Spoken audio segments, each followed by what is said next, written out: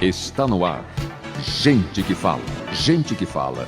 Tem texto e direção geral do jornalista Fausto Camunha.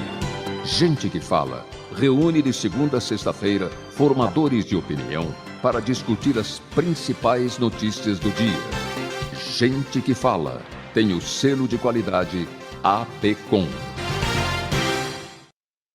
Olá, boa tarde. O programa Gente que Fala está começando. Estamos ao vivo pela AltV, a TV da internet e também pelas redes sociais, Instagram, Facebook, nosso canal no YouTube, tudo à sua disposição, tudo no ar para você acompanhar a nossa jornada de hoje. Até 13h, a gente quer você aí curtindo, comentando, compartilhando a nossa transmissão.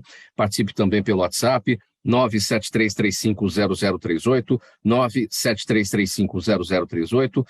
É o caminho aqui para você fazer perguntas para os nossos entrevistados de hoje. Eu sou o Mauro Friesman, meio-dia em ponto. É quinta-feira, você conhece o nosso espaço, já é tradição, gente do MPD que fala no ar, é uma parceria nossa com o movimento do Ministério Público Democrático e o apoio da Câmara Brasileira de Diagnóstico Laboratorial e do escritório Nasser Rajab Advogados Associados.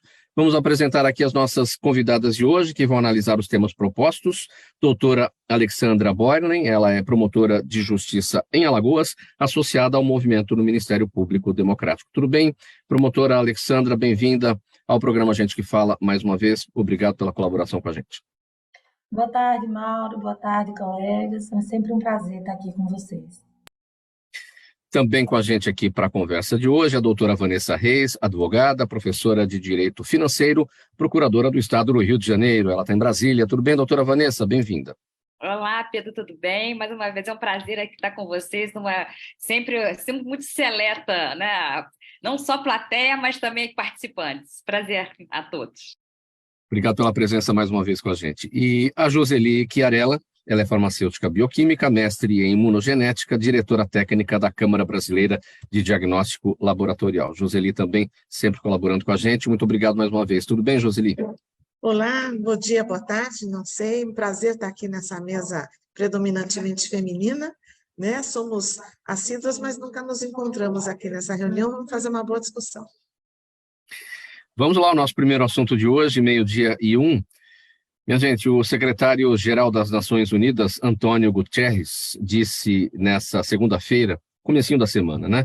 A Comissão sobre Status da Mulher, que a igualdade de gênero está a 300 anos de distância, de acordo com as estimativas da ONU Mulheres. E o pior, para ele, o progresso em direção à igualdade de gênero está desaparecendo diante de nossos olhos. Guterres citou as altas taxas de mortalidade materna, as meninas forçadas ao casamento precoce e as sequestradas e agredidas por frequentar a escola como prova de que a esperança de alcançar a igualdade de gênero está cada vez mais distante. Promotora Alexandra, para começar esse assunto, o Antônio Guterres, ele não costuma ser pessimista nas falas dele aqui. Aqui a gente observa um pessimismo extremo. 300 anos de distância para a chegada da igualdade de gênero é algo incompreensível, né? É muito triste, né? A gente, de fato, tem esse olhar um pouco mais, talvez, menos pessimista e mais real, né? Assim, ele não é uma pessoa, de fato, que costuma dar perspectivas alarmantes e gratuitas, né? Ele leva em consideração, claro, a situação no mundo inteiro. A gente teve algumas situações, a gente tem umas tendências mundiais de uma ideologia mais conservadora ter, nos últimos anos,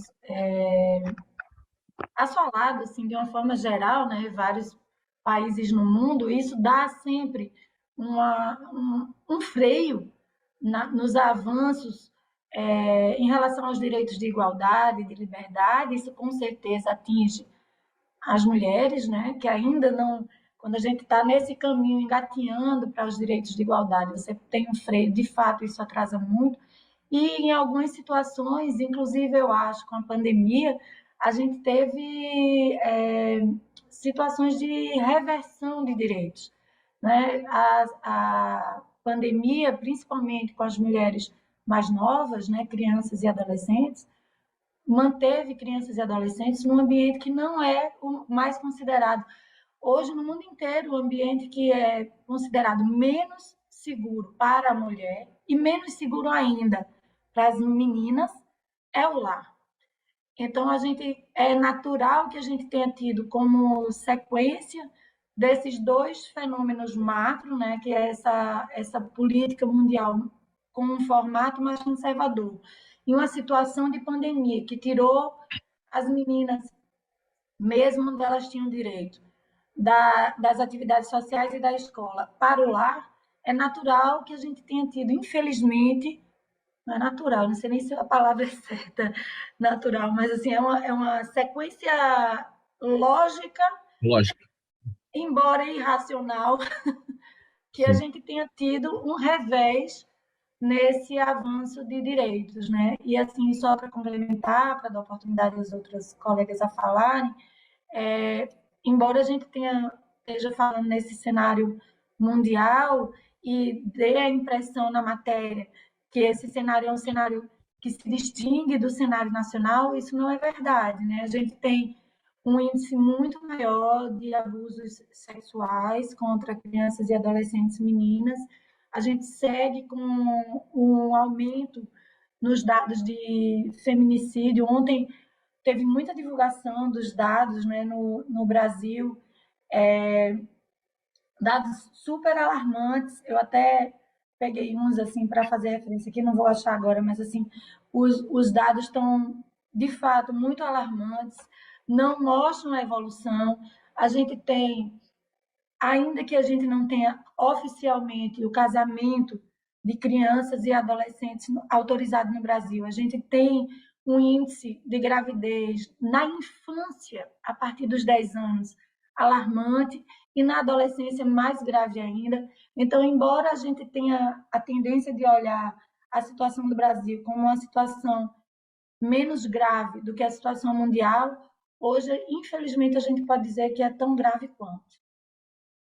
É. Doutora Vanessa Reis, seu entendimento sobre esse tema. Antônio Guterres, secretário-geral das Nações Unidas, estima que tem 300 anos aí para o mundo atingir a igualdade de gênero. Como eu destaquei aqui, contextualizando no início, quer dizer, ele não tem nos seus prognósticos esse pessimismo, mas essa declaração a gente percebe assim, quase que um desabafo, porque são tantos problemas, um desrespeito tão grande em relação à mulher mundo afora. Ele olha especificamente, ou mais até, de forma abrangente, para a questão do Afeganistão, né? Então, é aí que o olhar dele começa a ficar mais preocupante, né?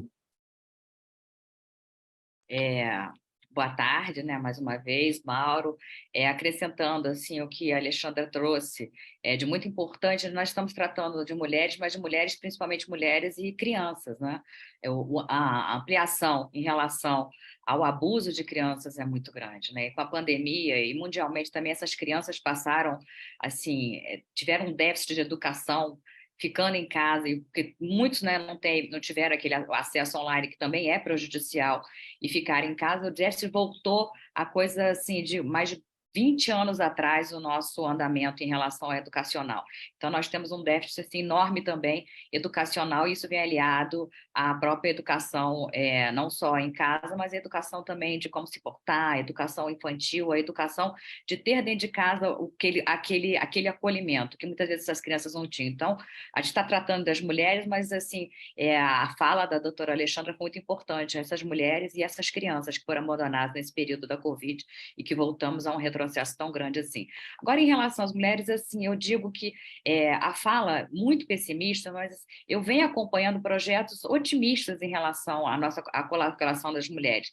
No Brasil, né, nós não temos tão próximos, fora essa questão que é muito grave em relação às crianças, mas nós temos um pouco mais de acesso em relação, por exemplo, a profissões como as nossas, né, como concurso público. Temos hoje em dia muitas mulheres, juízas, promotoras, porque o acesso é um acesso, a princípio, um acesso de meio intelectual.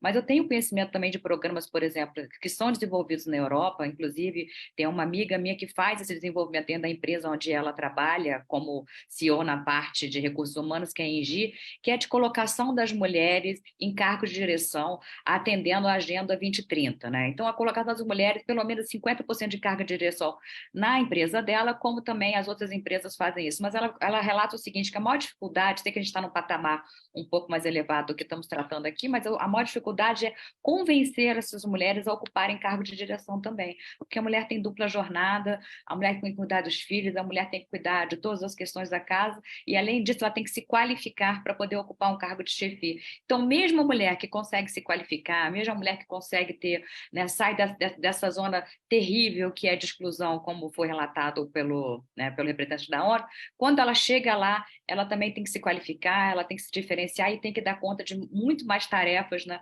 para ocupar o espaço efetivamente no mundo. Então, assim, nós já retrocedemos e mesmo quando estávamos já chegando pelo menos num patamar de colocação da mulher nesse mercado, encontramos essa dificuldade de qualificação da própria mulher para ocupar cargo de chefia. Joseli Chiarella, o que a fala do secretário-geral das Nações Unidas, Antônio Guterres, nos revela? Qual que é a reflexão?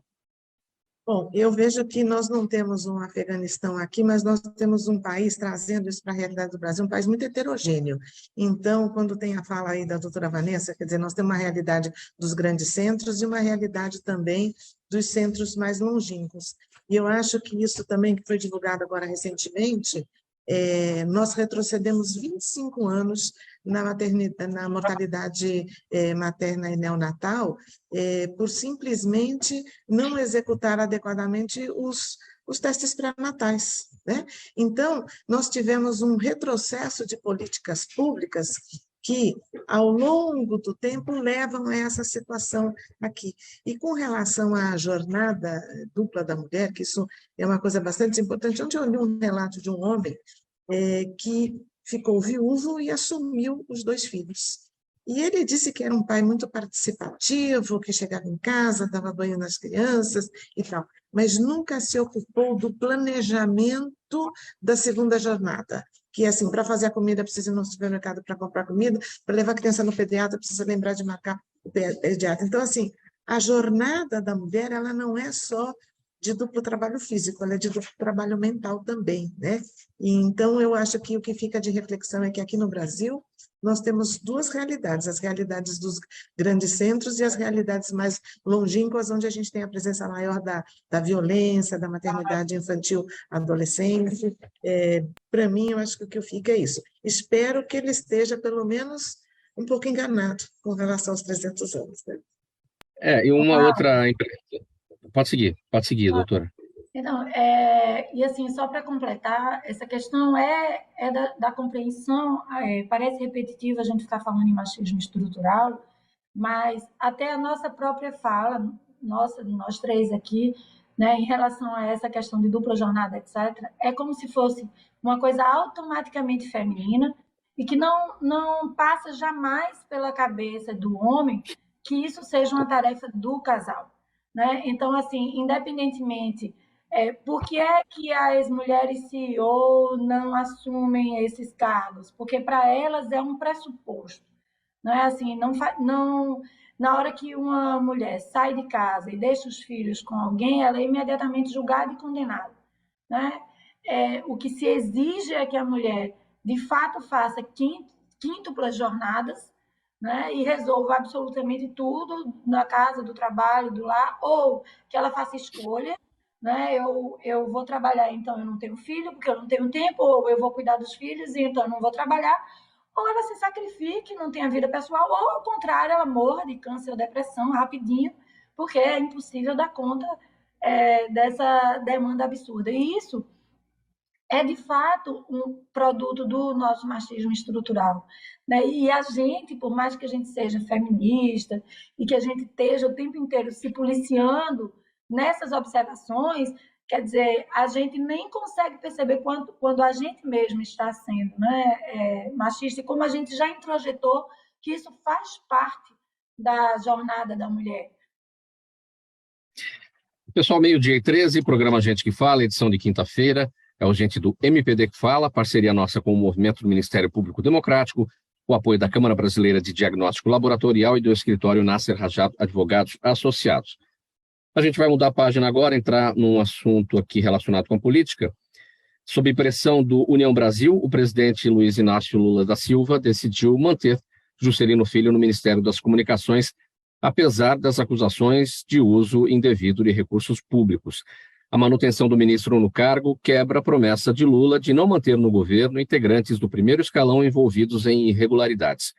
O ministro recebeu diárias e usou um jato da Força Aérea Brasileira para ir a leilões de cavalo em São Paulo em janeiro, alegando serem compromissos urgentes. Ainda quando o deputado Juscelino Filho destinou verbas do orçamento secreto para asfaltar uma estrada que passa em fazendas de sua família no Maranhão, e sonegou informações sobre seu patrimônio à Justiça Eleitoral. Doutora Vanessa, para contextualizar o seguinte, o deputado Juscelino Filho teve uma reunião com o presidente Lula essa semana, com a presença de outros ministros, inclusive. Ele saiu dizendo nas redes sociais que esclareceu a Lula as acusações infundadas contra ele. Agora, quando esses fatos surgiram, essas acusações que ele chama de infundadas, ele admitiu ter recebido diárias para essas agendas privadas nesses eventos dos cavalos, devolveu o dinheiro aos cofres públicos, inclusive. Então, quando ele fala que as acusações são infundadas e ele devolve o dinheiro, tem alguma coisa esquisita aí, né? Bom, eu vou me ater à conversa posterior, Sim. né? Porque a devolução, a questão da apuração, tem os órgãos próprios que vão efetivamente resolver, né? E ele deve ser, enfim, responder pelos atos que forem apurados em relação, assim, na comissão de ética, nas outras, né? Ou outros órgãos que possam fazer algum tipo de diligência em relação à conduta, né, do então ministro. O que eu venho trazer para vocês, assim, em relação, me chamou a atenção nessa notícia, é quando se tem uma colocação de que o presidente teria, assim, conversado, eu li perdoado, chamado a atenção, né? Acho que teve uma fala dessa. Eu vejo Vai que, para assim, você explicar, né? para se explicar. Então, assim, claro, né, as conversas institucionais que nos interessam, né, essas sim que nos interessam nós como população. E nessas conversas institucionais, a princípio, até que realmente ele possa ser afastado por algum outro ato entre esses órgãos de controle que possam fazer alguma determinação, o presidente tem a escolha dele de saber com quem ele mantém ou não mantém no cargo, né? Nós tivemos recentemente, inclusive, no próprio estado do Rio de Janeiro, um secretário, enfim, que teria sido afastado preliminarmente por conta teria, né, ingressado na justiça um ministério por conta de notícias, não sei se vou dizer se fundadas ou infundadas, mas notícias, enfim, que tinham sido vinculadas, e mesmo assim o secretário tinha sido mantido porque não havia nenhum tipo de óbice, assim, constitucional ou óbice efetivo ainda de condenação para que ele fosse afastado e não pudesse ocupar o cargo que ocupava. Então, existe, claro, um aspecto da moralidade, né, que temos que sair da moralidade subjetiva e ir para a moralidade objetiva, onde eu sempre coloco que a transparência é a base de todo esse fundamento. Nós soubemos disso por conta da transparência. Então, quanto mais transparência se dá, mais ainda o administrador público ou quem ocupa cargos pode corrigir seus erros, né? E a correção é de todos os sentidos, correção devolvendo dinheiro, correção pedindo desculpa, correção pagando de alguma forma a sua responsabilidade. Mas o que eu quero trazer um pouco prévio é o seguinte, que até que se coloque haja alguma determinação em relação específica, nesse caso ou em qualquer outro, o chefe do executivo ele tem a capacidade, a possibilidade de manter de acordo com o entendimento dele quem ficará, né, ao exercício das administrações e cargos de chefia. Então, assim, é uma questão de política pública que agora cabe, né, na outra esfera, né, de que nós somos a população, que nós observarmos, né, e fazemos cada um seus julgamentos pessoais. Então, assim, eu queria só pontuar que eu acho que não é um pedido de desculpas e lá ser chamada a atenção institucionalmente. Quem resolve realmente é o chefe do Poder Executivo. E assim parece que procedeu, então, o presidente. E vamos aguardar os próximos acontecimentos, não só para isso, mas para todos, né? É por isso que eu digo, tem que se ter sempre... Nós temos esse controle por conta da transparência, e que se dê mais transparência até para o próprio administrador, que se errou, entre aspas, não sabia que tinha errado, que ele possa gostaria de registrar nesse episódio. Promotor Alexandre, a transparência nos mostra o seguinte: estamos diante, né, de mais um caso de dinheiro público sendo usado, essa confusão, né, do que é público com o que é privado. Então, aí eu vou concordar com a Vanessa que a gente tem informações a partir de notícias, né, que tem órgãos específicos que vão apurar. Se as notícias trazem, de fato, um retrato da realidade, ele tem que ser responsabilizado, sim, né? Qualquer servidor que usa o erário para proveito próprio pratica crime e tem uma responsabilização que necessariamente ocorrerá se, de fato, o que aconteceu foi isso, né? A gente não tem acesso a essas informações, ele disse que teve uma justificativa, talvez tenha tido alguma coincidência de eventos, a gente não tem esse mínimo de detalhes, a gente sabe que falando na transparência, essa é fundamental, e para isso o papel da imprensa é fundamental mesmo, né? Assim, expor as situações para que a gente possa, de fato, até perceber erro, né? Quando não sabe que cometeu, mas nesse caso, né? Que a gente possa, de fato, se reparar, né? na forma da lei. Mas, assim, me preocupa também, a gente não pode esquecer o momento político que a gente vive, né? A gente vive um governo de coalizão entre forças ideológicas políticas assim bastante distintas e com um Congresso Nacional bastante configurado como uma oposição. Então, quando a gente diz, a doutora Vanessa falando assim, da opção política, né? Eu nem sei se o presidente tem opção política nesse momento, né? A gente fica nesse momento, a gente sabia disso, que se ele fosse eleito, teria esse primeiro momento de governo muito sensível politicamente, tanto que a gente vê que o Congresso está praticamente parado, e a gente não sabe nem dizer como é que está ainda essa configuração política de suporte ou não de governo, de plataformas e de possibilidades. Ainda a gente vê que ainda está uma coisa de muito bastidor. Quanto à corrupção em si, qualquer que seja ela, né, ela é um mal extremamente grave. A gente estava tratando do machismo estrutural e das políticas de inclusão da mulher, e a gente parece que fica parecendo que os assuntos não têm correlação, mas tem total, né? O dinheiro que se desvia do erário é um dinheiro que deixa de ser aplicado em políticas públicas extremamente necessárias. E quando a gente fala de um país que tem uma desigualdade social e ainda uma população pobre muito grande, isso torna os efeitos da corrupção ainda mais graves. Joseli, dois aspectos. Essa questão da ética, da moralidade, em relação a essa confusão que é feita entre o que é público e o que é privado. E a gente estava falando aqui da opção política. Tem a opção política. A permanência do ministro Juscelino Filho tem a ver com os votos eventuais que o governo possa ter no Congresso Nacional, Câmara e Senado, para passar as matérias. São 59 deputados e 9 senadores. Então, a gente podia passar dias discutindo esse fato aqui, porque tem tantos aspectos importantes, né? Primeiro, por que um político brasileiro nunca tem tantos direitos e tantos benefícios? Se a gente comparar também com outros países, disposição de avião, esse tipo de coisa, também em outros países não acontece dessa forma. Olhando para o lado político, quer dizer, a governabilidade, né, que é o que está se buscando nesse momento, justifica esse tipo de atitude, porque esta é uma ação que terá uma consequência, seguramente. Eu gostaria sempre de ser uma mosquinha para entender aí esses filigramas desses acordos. Então, isso feito em nome da governabilidade, o Lula é extremamente político, isso é super importante, mas este fato nos levará também aonde lá na frente, né? Porque não tem almoço grátis. A gente sabe que em política não tem almoço grátis, né?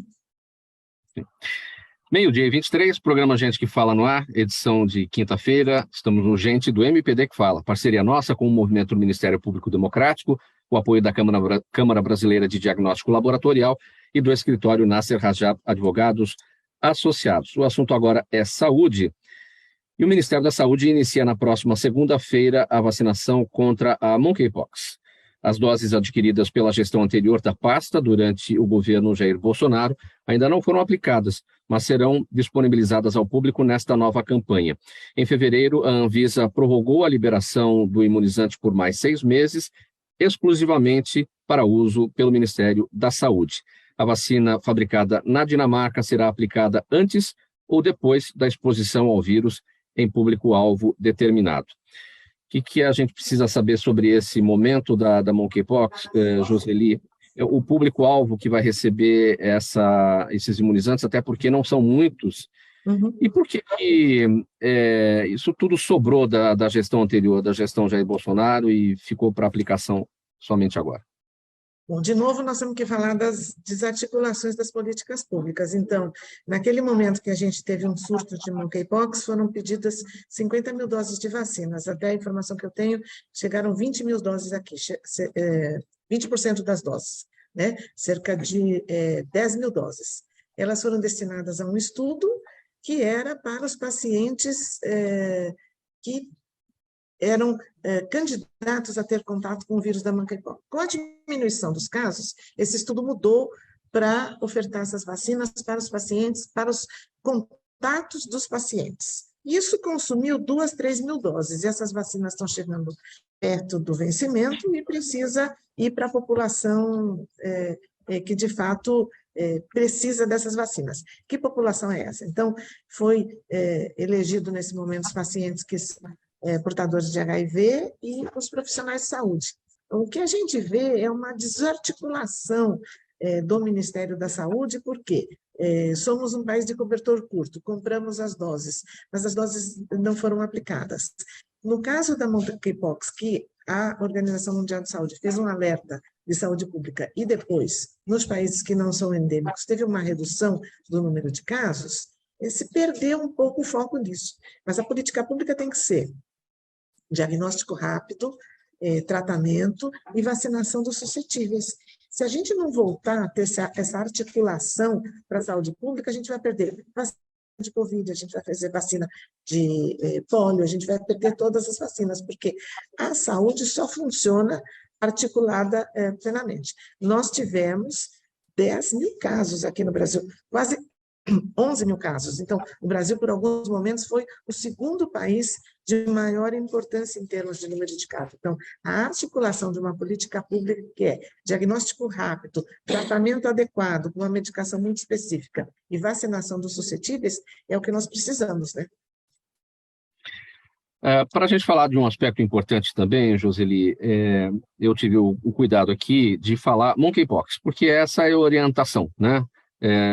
Das autoridades de saúde, para que não se diga varíola dos macacos, em razão dos casos de agressão aos animais que a gente observou em um determinado momento, porque a população muitas vezes passa a pensar que o macaco é o transmissor, e ele não é o transmissor, ele é a vítima, como nós. Essa dificuldade de nomenclatura, em alguns momentos monkeypox, em outros momentos mpox, em outros momentos varíola dos macacos, isso acaba confundindo até a população, ou não? Qual é a sua avaliação? Não sei se é confundindo a população, mas é um estigma, né? Fica um pouco estigmatizado. Então, a população, meu marido mesmo jornalista, ele fala assim, é um absurdo vocês falarem monkeypox, tem que ter um termo em português para monkeypox.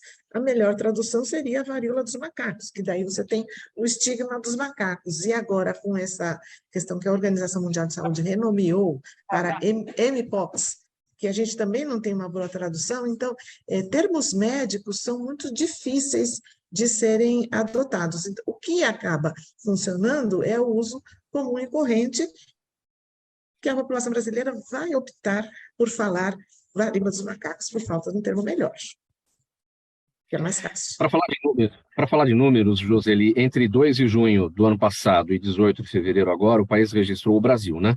10.301 casos confirmados de monkeypox, 15 mortes confirmadas nesse período. Como é que você avalia esses dados? Ela é uma doença bastante incômoda para o paciente. Então, o paciente procura o serviço médico. Quais são as dúvidas que a gente tem? Se todos os serviços médicos estavam adequados para fazer o diagnóstico. Então, a Anvisa tinha 2 testes aprovados para fazer esse diagnóstico. Então, de novo, você teve que fazer uma articulação de treinar o pessoal da saúde básica para identificar os primeiros sintomas, para dar as primeiras orientações. O que se mostrou é que no mundo todo a gente teve um surto, um aumento do número de casos fora dos países endêmicos e depois uma queda significativa de número de casos, mas não desapareceu ainda. Então, a gente tem que ter os sistemas de alerta sanitária, ela é uma doença de comunicação compulsória pelo Ministério da Saúde, para que um aumento do número de casos regionalizados, muitas vezes a identificação desse surto é muito importante para o controle de saúde pública, e eventualmente redefinir quem que tem que receber essa vacina e ter acesso rápido ao tratamento. Joseli, eu já fiz essa pergunta em outras ocasiões aqui no Gente que Fala, geralmente para médicos, né? Mas a partir da sua área imunogenética, a sua avaliação sobre o seguinte: aquela vacina da varíola que, né, tomamos há décadas atrás, a gente tem ouvido aí diversos especialistas a respeito disso para entender as opiniões. Aquela vacina da varíola, ela serve para alguma coisa em relação ao monkeypox? Talvez. Mas você tem que lembrar que nós só temos uma população, que eu não estou segura agora se é acima de 50 anos ou de 60 anos, que foi vacinada. A população mais jovem não foi vacinada. Se você olhar hoje os casos de monkeypox, eles são predominantemente masculinos e a faixa etária até 40 anos. Então, será que eu tenho esta população mais jovem como o maior número de casos, porque elas não estão com resquício de proteção daquela vacina original, ou porque eu estou falando de uma doença de contato íntimo, de disseminação mais fácil na população de homens que se relacionam com homens. Então, esses estudos ainda não estão feitos de forma conclusiva, né? Então, você tem a vigilância epidemiológica, mas a gente não tem conclusão para isso ainda. Sim. 12:30, programa Gente que Fala, edição de quinta-feira por aqui. A gente vai para um intervalo, mensagem do nosso apoiador, a gente toma um golinho de água aqui cada um e na volta a gente debate mais temas por aqui. Até já. Toda ação estratégica de sucesso tem um componente fundamental: um instituto de pesquisas ético, rápido e preciso. Afinal, é ele que vai fornecer informação confiável, sem achismos ou palpites. E isso, numa época de mudanças rápidas e repentinas, é fator crítico de sucesso. A Orbis é um instituto de pesquisas que une precisão e confiabilidade estatística com a mais alta tecnologia em pesquisas do mercado. Tem inteligência artificial, robótica e Big Data, entre outros recursos, para que você tenha uma informação correta, confiável, com o menor custo e no menor tempo possível. Na sua próxima ação, seja ela corporativa ou política, comece pela Orbis. Porque com a informação correta, você vai mais longe, mais rápido e com mais segurança. Faltando 28 minutos para 1 da tarde agora, programa Gente que Fala no ar, edição de quinta-feira, é o Gente do MPD que fala, parceria nossa com o movimento do Ministério Público Democrático, o apoio da Câmara Brasileira de Diagnóstico Laboratorial e do escritório Nasser Rajab Advogados Associados. Antes do próximo tema, quero conversar com você, nossa audiência, sobre o seguinte: olha, o movimento do Ministério Público Democrático acaba de lançar o livro Em Defesa da Democracia. É uma coletânea de artigos escritos por integrantes do Ministério Público Brasileiro, em que os autores analisam e discutem as diversas facetas de democracia. Escritos em linguagem acessível, esses artigos não se destinam exclusivamente à comunidade jurídica, mas ao público em geral e a todas as pessoas que se interessam pelas questões sociais e político-jurídicas do país. Os autores são membros do MPD. O MPD é uma entidade com 30 anos de existência, que traz no seu estatuto como finalidades levar o direito para toda a sociedade na busca por justiça social, aprimoramento da cidadania, preservação e consolidação da democracia. O livro Em Defesa da Democracia pode ser adquirido pelo site da editora Dialética, loja.editoradialética.com, o endereço loja.editoradialética.com, e o preço do livro R$ 64,90. Vamos aqui para mais um tema no programa Gente que Fala, faltando 27 minutos para 1 da tarde. O presidente Jair Bolsonaro recebeu pessoalmente o segundo pacote com joias sauditas que entraram ilegalmente no Brasil. É o que atesta o documento oficial emitido no dia em que o pacote chegou à residência oficial do Palácio da Alvorada. Em um dos campos do recibo consta a pergunta se o pacote foi visualizado pelo presidente. Em seguida, um X marca a opção sim. Quem assina o recibo é o funcionário Rodrigo Carlos dos Santos, às 15h50 do dia 29 de novembro de 2022, um mês antes de Bolsonaro sair do Brasil rumo aos Estados Unidos. Promotora Alexandra, para a gente entrar aqui no aspecto das regras desses presentes recebidos pelos chefes de Estado, mundo afora, enfim. Aqui no Brasil, especificamente, esses itens, quando recebidos pelo presidente da República, na qualidade de pessoa pública, pertencem ao Estado brasileiro e não são bens pessoais, é disso que estamos falando. A semana inteira, essa é a polêmica, certo? Então, a gente não tem essa regra tão clara no Brasil quanto ao que seria presente pessoal e o que seria presente institucional. Para os servidores públicos, de uma forma geral, e aí se incluem os agentes políticos, né, como os integrantes de poder, há uma vedação legal de presentes por um motivo óbvio. Porque se eu tenho e exerço uma parcela de poder e sou humano, tenho uma tendência de ficar feliz quando alguém me dá um regalo, seja um chocolate, um chiclete, né? A gente não fica feliz? Ah, que bom, você me deu um chocolate. E como humanos que somos, tendemos a olhar essas pessoas que nos fazem esse carinho de forma mais carinhosa também. E se eu tenho que tomar uma decisão em relação a essas pessoas, eu talvez esteja, vamos dizer assim, com a minha vontade, mesmo que inconscientemente, viciada. Então, a legislação, ela faz essa vedação desses presentes pessoais a todos os servidores públicos, de uma forma geral, pensando nisso, pensando que o servidor público é gente, e que a gente gosta de uns e não gosta de outros, e que as nossas decisões, como agentes políticos, principalmente, que interferem na vida pública, elas têm que ser protegidas ao máximo da nossa humanidade, né? Das nossas falhas, né? Quem consegue ser absolutamente imparcial, que atire a primeira pedra. Nunca consegui na vida. A gente tem uma formação, né, de vida que nos transforma em quem a gente é, então a gente tem uma tendência para A ou para B ou para C, a partir das nossas experiências de vida, né? Absolutamente imparciais não somos. Mas o máximo que a gente possa vir a ser é o que preza a lei, e por isso, né, a gente passa assim, por situações muito engraçadas. Posso contar no interior que um senhorzinho trouxe um bode para mim vivo, entrou na promotoria com um bode para me dar de presente e não aceitava que eu não podia receber, e eu fiquei desesperada. Imagina, começo de carreira, 24 anos de idade, um senhorzinho entra com um bode dentro da minha sala. Então, assim, a gente passa desde essas situações, né? Eu nunca recebi joias, mas até alguém que recebe joias da Arábia Saudita. Então, as situações, a intenção da legislação é essa. E para a gente é importante isso nesse momento, né? A gente tem, eu li, nem sei porque não conheço o direito americano nisso, mas li numa matéria que nos Estados Unidos há uma definição bem clara, por exemplo, do que é presente para o chefe do Estado, logo patrimônio público, e do que é presente pessoal. Eu imagino, por exemplo, que um quadro do Bolsonaro, pintado por um artista A ou B, pudesse ser visto como um presente pessoal, né?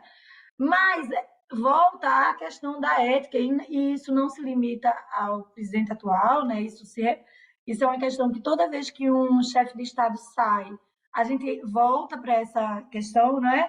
Caminhões saindo do palácio, o que é que eu estou levando, o que é que não tem. Tem questões folclóricas aqui em Alagoas. Tem uma história de que uma primeira-dama levou o lustre do teatro, o lustre de cristal do Teatro Deodoro, e a secretária de turismo seguinte mandou buscar. Então, a gente tem essas coisas que ficam meio tupiniquins e quase caricaturas. Mas é uma questão seríssima. E o pano de fundo não é somente a questão do valor do item, é o que isso representa na capacidade de decisão do gestor. Isso é o que é mais grave, que é o que tem sido questionado em relação a essas joias por conta da venda, né, de bem nacional, em tese, com preço subfaturado, né? Doutora Vanessa, eu gostei do termo usado pela promotora Alexandra, que é o regalo. Já fazia tempo que eu não ouvia essa expressão, gostei desse termo. Mas é o seguinte, tem uma questão bastante clara aí, porque quando não se sabe se o presente é pessoal ou se é para o Estado, tem a regra do imposto. Então, se é pessoal, vamos pagar o imposto. Então, é aí que tá pegando a questão. No suposto aí, pacote, o primeiro pacote, né, das joias que seriam para Michele Bolsonaro, não é, doutora Vanessa? E acrescentando que a doutora Alexandra falou que ela ganhou um bode, né? Colocar o bode na sala, eu, eu já me recordo quando a gente quer dar um problema, a gente coloca o bode na sala, doutora. Agora não foi o bode, foi as joias, né? Então, cada um com Tomara que não seja. o seu tamanho Tomara de que não tenha sido bode expiatório, né? exatamente. Bom, realmente eu também vi sua notícia de jornal, né? Como a gente está comentando aqui, como não só como operadores do direito, como operadores na área da saúde, né? Como nós temos aqui a doutora Joseli, mas nós estamos comentando assim com a nossa observação em cima como eu disse, da moralidade objetiva dentro da realidade, que todos nós temos a nossa moralidade subjetiva, né? Nossos aspectos subjetivos. E quando uma pessoa ocupa um cargo político, ela tem que estar numa outra esfera de moralidade, que é a moralidade política. Que a moralidade política, ela pode começar nas suas raízes com os seus aspectos pessoais, depois ela tem que transpassar também para o que seja uma moralidade em relação ao que a sociedade pensa, e depois politicamente do que é justo, do que é boa governança. Então, assim, é um outro patamar, né, que deve o administrador público alcançar quando ele aplica essas questões em relação à ética e moral. Então, assim, existe uma graduação. Mas, realmente, assim, não conheço a legislação em relação aos presentes, né, o que é pessoal. Existe um decreto, né, que disciplina isso em relação ao servidor público, principalmente quando o servidor público tem o poder de fazer uma influência, né, direta, né, naquele assunto, como acontece assim, agentes de licitação. Né? Estou falando agora umas coisas, né, que aparentemente, né, parecem de pequeno aspecto, mas podem dar um grande prejuízo para o Estado. Mas aí agora vamos para outra etapa, como você passou. Então vamos ver qual que vai ser agora a situação a posteriori em relação à internalização dessas joias no Brasil, né? Uma vez que foi parado na Receita, uma vez que foi visto e que realmente teria que se pagar imposto, pagando-se imposto, terá que ser feito o lançamento como é feito com qualquer cidadão. E a partir daí, como foi feito no outro caso também, devolve-se o dinheiro e aí se faz apuração pelos órgãos do controle. Mas eu vou lembrar para vocês um caso que nós tivemos que aconteceu isso e que passou totalmente desapercebido. Vocês lembram da Copa? Foi da Copa? Que teve um avião que trouxeram geladeira, fogão, né? Lembra? E ali foi apurado que trouxe, né? Na época era contrabando, descaminho, né? Descaminho por causa de não foi. E ali foi dado publicidade, aquela questão foi levantada, e o que eu me recordo é que não houve recolhimento. Então, assim, eu aguardo, né, os próximos capítulos para saber o que vai ser feito a posteriori, né? O que vai ser feito a posteriori em relação à internalização desse produto. E talvez nesse momento, né, a gente tem que discutir mais uma vez, né, o que é pessoal, o que não é, e o tamanho também do que você pode receber um regalo pessoal, né? Porque um regalo pessoal também a gente pode. O regalo, aliás, ele quanto mais de valor estimado eu acho que é aí que ele tem o valor. Talvez seja isso, né? Se fosse receber um presente, talvez um chefe do Estado, ele tem que ter um valor estimado e não um valor pecuniário tão grande. Mas aí já é a minha moralidade subjetiva, que eu estou implementando aqui para que possam pensar os administradores. Joseli, agora teve também, né, aquele cheirinho de jeitinho brasileiro ali na hora de passar pela alfândega, né, mochila nas costas, vamos ver o que dá, será que vão parar? Será que não vão? Se pararem, o que a gente vai dizer? Dá carteirada, não dá? Não tem esse cheirinho de... Vamos tentar, vamos ver o jeitinho brasileiro. O que fica para mim disso, assim, que bom que a gente tem funcionários públicos íntegros, que são os que tiveram lá na ponta, né, e que tiveram uma postura bastante correta. Nos 2 episódios que a gente viu na televisão, foi bastante interessante, né? Então, teve essa coisa do jeitinho, não tenho dúvida, e um jeitinho, 3 jeitinhos, 4 jeitinhos, porque por mais de uma tentativa de resolver isso sem a forma de juntar o documento tal com o papel tal, com o documento tal, como nós, pessoas normais e comuns, fazemos. E o que fica para mim aí nós temos a transparência, a integridade desses funcionários públicos. Quantos outros casos desses não podem ter tidos e que a gente não conseguirá documentar, não conseguir ir atrás? Então, eu acho que isso, quando a gente fala de moralidade, então, a moralidade e a integridade definem o perfil de uma pessoa. E o que me preocupa, assim, este é um fato, e outros fatos desse a gente não vai conseguir identificar, documentar e tomar as ações necessárias, né? Mas eu realmente parabenizo os profissionais da ponta que foram capazes de identificar uma situação dessa. Os profissionais da ponta, esse aspecto, porque o assessor do então ministro Bento Albuquerque, agora pelos áudios que foram revelados, ele diz assim, que o ministro não estava, né? E aí ele teve que voltar para tentar dar uma solução ali. E aí o assessor falou para os funcionários da Receita, olha, ele vai voltar e acho que ele vai ligar para o diretor da Receita Federal. É aí que ficou aquele chinho, olha, ele vai ligar para o diretor e a gente vai ver o que acontece, né? Essa foi a impressão que deu. E ali a postura íntegra e honesta dos funcionários da Receita, aquilo foi fundamental. A carteirada, né? Que a gente sabe que isso é uma prática comum e corrente aqui, né? E realmente, o positivo desse episódio é que a gente pode confiar, quer dizer, uma coisa do funcionalismo público e tal, mas temos pessoas íntegras trabalhando nas posições-chave. Acho isso bem importante também. Faltando 15 minutos para 13h, a gente vai seguir para o próximo tema aqui, para análise de vocês. Um efetivo de 200 agentes da Polícia Federal vasculha endereços em 12 estados e também no Distrito Federal desde a terça-feira para investigar suposta quadrilha que teria fraudado mais de 10 mil contas do auxílio emergencial, embolsando cerca de 50 milhões de reais.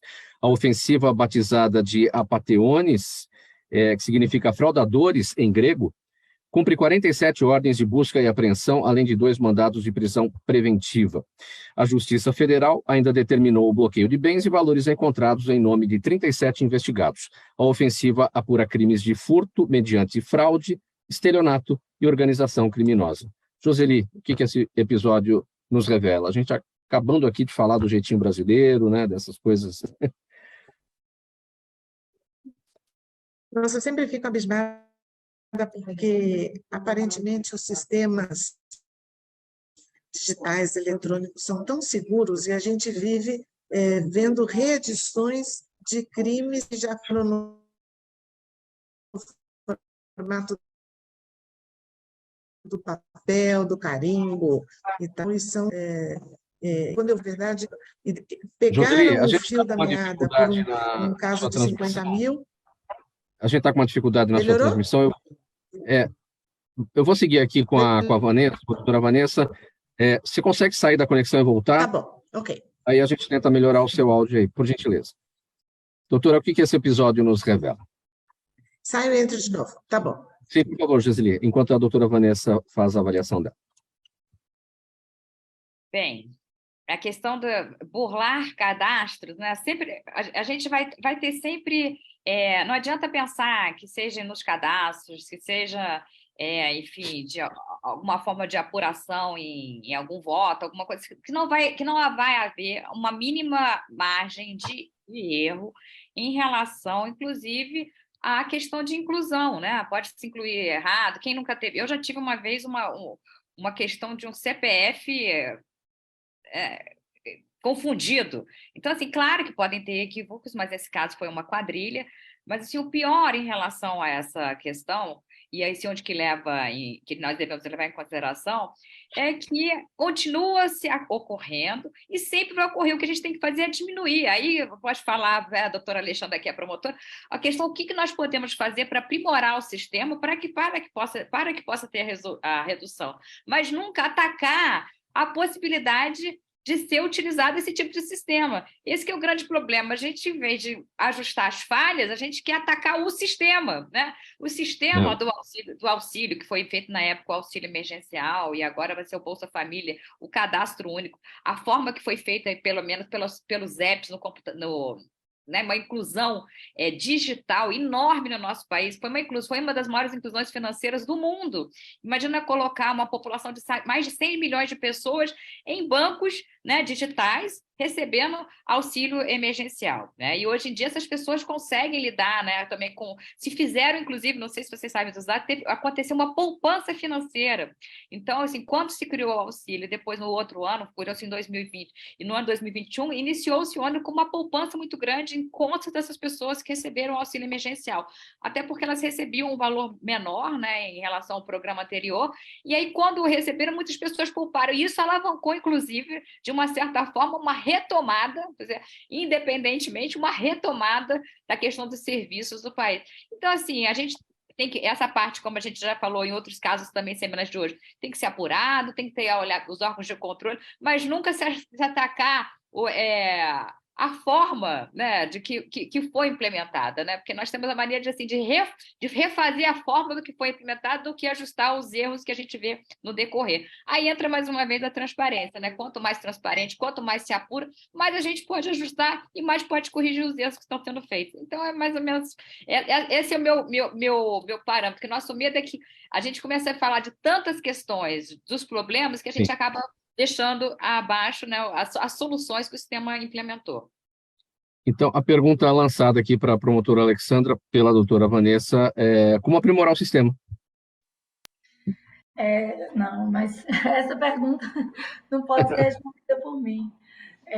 Na verdade, sobre esse tema, acho que a gente tem um link com o tema anterior, que é a questão do serviço público, né? O serviço público de qualidade. A gente tem no Brasil um ataque ao serviço público muito forte, né? Quando a gente, às vezes, é mal informado em relação à quantidade, por exemplo, de cargos comissionados, né? Que são as pessoas que, em regra, cedem às pressões, porque estão nos cargos em razão de alguma autoridade que as colocou. Então, isso tanto repercute na situação anterior, da postura do fiscal, que pode, mesmo que o chefe dele, da Receita, ligue, tem uma independência funcional que assegura uma atuação, como de todos esses agentes da Polícia Federal que estão aí participando de uma operação que envolve milhões, bilhões, e que mantém a sua integridade, em que pese, provavelmente, com essa quadrilha, haver uma ingerência política. É muito grave, quer dizer, por mais que a gente aprimore os sistemas, Mauro, a gente nunca vai ter perfeição, porque a gente tem a questão do dado humano. E no Brasil, a gente tem uma questão muito mais séria, porque as pessoas que mais precisam, que são as miseráveis, nem endereço formal têm. Então, até quando a gente começa a exigir mais documentos formais, que é um intuito para evitar fraude, a gente muitas vezes prejudica e exclui quem verdadeiramente precisa. Porque nas favelas mais miseráveis, você não tem endereço. Então, a correspondência não chega. Qual é o teu comprovante de endereço? Né? Porque você não tem um endereço formal. Então, quando a gente flexibiliza em algumas situações, é porque a gente precisa, com os programas de distribuição de renda, atingir quem mais precisa de renda. Então, esse desafio já encerrando, esse desafio de aperfeiçoar o sistema, sem excluir quem verdadeiramente precisa, que são as pessoas que hoje voltaram a passar fome no país, é um desafio imenso e eu, sinceramente, não sei como ajudar. Joseli voltou, vamos ver como é que está a sua conexão. Bem breve, Joseli, aí a gente vai para as perguntas da audiência. Bom, eu acho que deixo sempre um pouco triste isso, porque a falta de confiabilidade que isto reflete no sistema, né? Então, gostaria de ter uma possibilidade de um sistema infraudável, entendeu? Que tivesse todos os cheques possíveis, atendesse a população mais carente, mais básica e não fosse passível de fraude. Mas estamos na era digital e isso não é simples. 7 minutos para 13h, a gente não tem muito tempo, porque, olha, são 2 perguntas para cada uma de vocês, da nossa audiência aqui, Então, vamos a elas. Joseli, você está falando, então eu vou com você. A Fernanda Franklin, aqui pela UTV, quer saber o seguinte: os testes rápidos, como os para Covid, que agora temos nas farmácias, são uma tendência também para outras doenças? Ah, são sim, seguramente. Então, a gente sempre tem hoje, no contexto da Anvisa, para aprovação de um teste rápido, ele tem que estar num contexto de saúde pública. Então, por exemplo, agora a gente já tem hoje o de HIV e o de Covid, a gente deve começar um trabalho junto com a CBDL também para aprovação de um teste para hepatite C. Os Estados Unidos aprovou recentemente um teste que é influenza e Covid, que é super importante, porque pensa hoje, eu estou com sintoma gripal, eu testo Covid e dá negativo, mas eu tenho influenza e eu não testei por um teste rápido. Então, essa é uma tendência e eu acho que traz uma facilidade para o diagnóstico próximo do paciente muito interessante. Promotora Alexandra Boylen, a Alexandra no sua xará. Não, é o Rodrigo Monteiro, desculpe. Ele está no Facebook, o Rodrigo Monteiro, quer saber por que o Ministério Público ajuizou uma ação civil pública contra as empresas de água e saneamento de Alagoas. Bem breve, promotora. Eu não conheço a ação, não vou poder responder. Tá. Doutora Vanessa, a Daniela Neves, no YouTube, quer saber qual é a sua posição sobre o Ministério da Justiça federalizar o inquérito dos assassinatos de Marielle Franco e de seu motorista, que completam 5 anos na próxima terça-feira. Já está no mundo. As pessoas geralmente confundem, porque eu sou procuradora do Estado, né? Eu não sou promotora de justiça, então, assim, não é a minha especialidade o crime. Então, o que eu pudesse falar que seria um mero achismo, né? Então, eu não posso efetivamente me manifestar em relação à matéria criminal, porque eu não atuo na matéria criminal. Então, eu declino a pergunta, ou para a doutora Alexandra, se ela achar também, enfim, que ela pode falar alguma coisa, e fico à disposição em relação às outras questões que a gente debateu aqui. É interessante essa confusão que se faz, né, entre o procurador de Estado ou do Estado e o procurador do Ministério Público. Promotora Alexandra, quer falar a respeito dessa pergunta? A gente tem vedação legal de falar sobre o trabalho de outro colega em andamento. Então, mesmo que eu tivesse opinião pessoal, é opinião pessoal. Não posso falar, não. Outra pergunta aqui, Joseli, qual a importância da imunogenética na área de transplantes? Quem está aqui perguntando é a Adriana Souza. Bom, é fundamental, esta é a minha formação, eu posso ficar 3 horas aqui conversando com vocês, mas vamos reduzir. Na verdade, a imunogenética é o que vai te dar a chance do êxito do transplante, que é a compatibilidade entre 2 pessoas. Então, no âmbito daquilo que a gente conhece, por exemplo, transplante de rins dentro da família, é mais próximo. Se eu tenho que recorrer a um banco de medula, por exemplo, com um transplante de medula óssea, uma compatibilidade genética é fundamental para o sucesso do transplante com doses mais suportáveis de imunossupressores. Doutora Vanessa, Jaime do Jardim Bonfilholi, aqui em São Paulo, zona oeste aqui da capital, ele quer saber se tem uma estimativa de quanto já foi recuperado nos últimos anos pelo Estado do Rio em depósitos ilegais em paraísos fiscais. Esse assunto está dentro do seu escopo. Mas não é a minha área em termos de recuperação. Eu posso lhe dizer o seguinte para ele em relação ao meu escopo do meu trabalho. Quando nós entramos em 2019, eu era procuradora-chefe da Serviço de Saúde. Nós tínhamos, em 2019, restos a pagar de 7 bilhões em relação a serviços de saúde, e o Estado tinha 30 bilhões também em dívidas em restos a pagar, que eram dívidas, enfim, que tinham sido transpassadas. E hoje em dia nós fizemos, além depois do regime de recuperação fiscal, o Estado está com uma ótima saúde financeira, estamos tendo muito investimentos, né, por parte do Estado em janeiro, então conseguimos reorganizar nossas contas públicas em que pese, né, essas dívidas que foram assumidas em governos passados, que foram se acumulando. Então, sobre essa parte, inclusive nessa parte orçamentária, eu cuidei bastante da parte da questão da saúde, e hoje em dia o Estado já está mais organizado e é mais saudável, podendo fazer grandes investimentos, inclusive tendo maior concessão de serviços de água que aconteceu nos últimos tempos, foi no Estado de Janeiro e com sucesso, uma concessão que está passando indene de qualquer tipo de questionamento, inclusive judicial.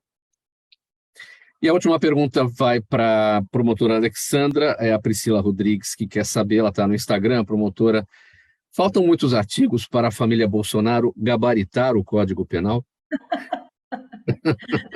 Ó, eu também não vou poder saber responder, mas eu acho que essa pergunta foi retórica, né? De fato, a gente tem visto o envolvimento da família em várias notícias de crime, mas todas estão em investigação, né? E a gente tem no nosso país, graças a Deus, a ampla defesa do contraditório e o princípio da presunção de inocência. Então, até que eles sejam condenados, são todos absolutamente inocentes. Vamos para as despedidas. Promotora Alexandra. Sempre um prazer imenso estar aqui. Hoje foi especialmente, temas pesados e especialmente leves, né? A gente deu algumas risadas. Então, muito obrigada, um prazer enorme estar aqui com vocês. Estou à disposição para outros momentos. Demos algumas risadas, mas de certa forma tenso e denso, né? Doutora Vanessa, sua despedida.